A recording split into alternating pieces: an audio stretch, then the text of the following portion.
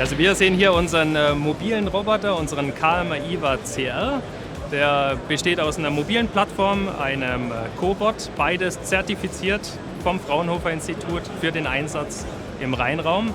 Wir haben viele neue Features, darunter das sogenannte induktive Laden. Das erlaubt es unseren Kunden, eine 24/7-Produktion aufrechtzuerhalten. Wir müssen nie wieder laden, weil wir einfach während dem Betrieb laden. Das heißt, wenn wir eine Station erreichen, laden wir die Plattform, der Cobot be- und entlädt Vaporkisten und wir haben keine Produktionsausfälle mehr.